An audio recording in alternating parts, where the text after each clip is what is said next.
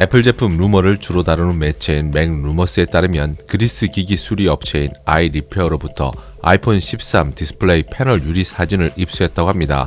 패널의 경우 5.4인치, 6.1인치, 6.7인치 이렇게 총 3개의 샘플로 구성되었는데요. 눈에 띄는 것은 이전과 다른 노치 크기에 있습니다. 2017년 아이폰 X 출시 이후로 노치 크기의 변화가 있을 것이라는 루머는 꾸준하게 제기되어 왔습니다. 하지만 실상은 단 한 번도 적중되지 않았었기에 이번에도 루머에 그치지 않나 이런 생각을 해보게 되는데요. 하지만 디스플레이 유리 샘플이 육안으로 확인하기에는 정밀하게 제작된 것 같아 기대를 모읍니다. 샘플이 사실이라면 애플은 아이폰 13의 노치 내부 공간 확보를 위해 인이어 스피커 위치를 가장자리 베젤로 이동한 것으로 보여집니다. 이것은 전작인 아이폰 12 루머 당시에도 이런 형식으로 배치될 것이라는 설계도가 나온 적이 있습니다. 하지만 적용되지 않고 출시가 되었죠. 그런데 노치 폭은 줄어든 것 같은데 높이는 달라진 게 없어 보입니다. 물론 실측을 해봐야 알겠지만 이것이 정말 아이폰 13에 적용될지 여부는 알 수 없기 때문에 조금 더 지켜봐야 할 것 같군요. 그러나 일부 IT 팁스터들은 작아지는 노치 루머에 힘을 싣고 있는 것 같습니다. 애널리스트인 밍치코는 올해 9월 출시되는 것으로 예상되는 아이폰 13은 업데이트된 노치를 적용할 것이라고 믿고 있다고 밝혔는데요. 이와 더불어 그는 장기적으로는 애플이 삼성과 같이 펀치홀 스타일을 채택할 것이라 주장했습니다.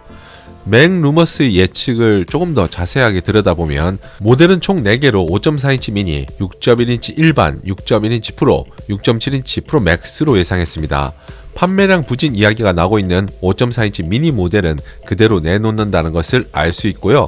말이 많던 USB 포트 삭제 관련해서는 밍치쿠오의 의견을 빌리자면 계속해서 라이트닝 포트가 적용될 것이라고 했습니다. 이것은 100% 무선 충전 혹은 맥쉐이프만으로 사용하기에 시장 상황이 아직 익숙하지 않은 것을 근거로 들었습니다. 블룸버그에 따르면 애플은 아이폰 X 출시 이후 주력 기기에 사용하던 생체 인식 시스템에도 변화가 감지된다고 했는데요. 바로 터치 ID 지문 인식 센서를 테스트하고 있기 때문이라고 합니다. 월스트리트 저널 조안나 스턴에 따르면 광학 인식 기술을 사용할 것이라 했지만 또 다른 루머에서는 애플이 퀄컴이나 이외의 공급 업체를 통해 초음파 기술 적용도 생각해 볼 수 있다고 합니다. 이렇게 하면 보다 정확하고 안정적인 인식이 가능해서 인식률 관련 불만을 해소할 것으로 보입니다.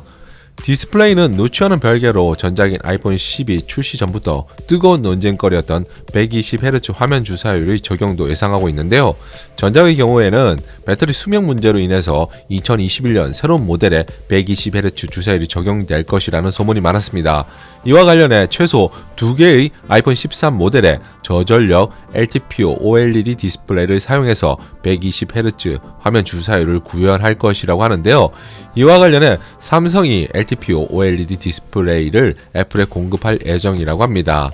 카메라에서 주목해 볼 만한 포인트는 센서 시프트 안정화 기술이 전 모델에 걸쳐 적용될 것이라는 소문이 있는데요. 이와 더불어 와이드와 울트라 와이드 렌즈에도 센서 시프트 기술이 사용될 수 있을 것이라는 예측을 하고 있습니다.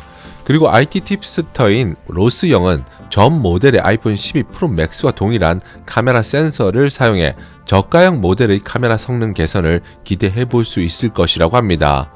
출시일은 2021년 가을로 내다보고 있는데요.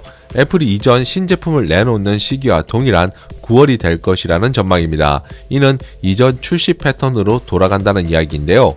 문제는 부품 수급이나 생산 지연 등의 예상치 못한 사태가 벌어지지 않는다면 9월이 될 것이라고 합니다.